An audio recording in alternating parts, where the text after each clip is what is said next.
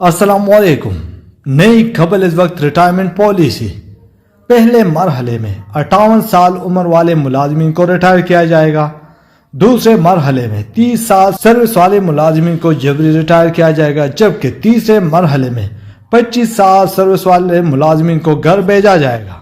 16 جنوری 2025 روزنامہ پاکستان کے مطابق IMF کے نئے ایجنڈے کے تحت تمام سرکاری ملازمین کے لیے چونکا دینے والی خبر سے اضطرابی میں مسلسل اضافہ بڑھنے لگا، کیونکہ تمام سرکاری ملازمین کے لیے عنقریب نئی پالیسی کا اجرا ہونے جا رہا ہے، جس کے تحت ملازم کو 60 برس کی عمر تک سروس کرنے کا تحفظ ختم کیا جا رہا ہے، اور تھوڑے تھوڑے کر کے یہ سب پرانے ملازمین نوکریوں سے قبل از وقت پینشن اور گریجویٹی دے کر ریٹائر کیے جائیں گے، اور آئندہ کے لیے IMF کے ایجنڈے کے تحت کسی بھی ملازم کو پینشنیبل نوکری نہیں دی جائے گی۔ اس ضمن میں 3 الگ الگ کمیٹیاں کام کر رہی ہیں، جو گریڈ 1 تا 16 الگ کمیٹی ہوگی، گریڈ 17 تا 20 الگ، اور گریڈ 21 تا 22 کی الگ کمیٹی کام کرے گی۔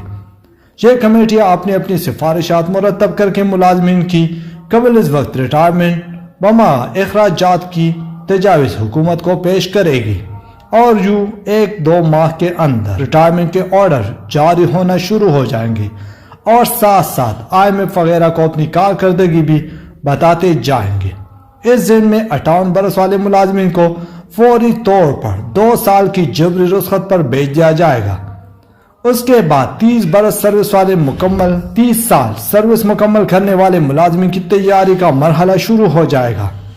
اس کے بعد 25 برس سروس والوں کی باری آئے گی۔ مرحلہ وار ریٹائرمنٹ کی فہرست میں کنٹریکٹ ملازمین کو فارغ کیے جانے کا بھی کبھی امکان ہے، اور سالانہ کنٹریکٹ والے ملازمین کا اگلا کنٹریکٹ رینیو نہیں کیا جائے گا، اور اس طرح وہ ملازمین ڈی نوٹیفائی ہو کر گھر چلے جائیں گے۔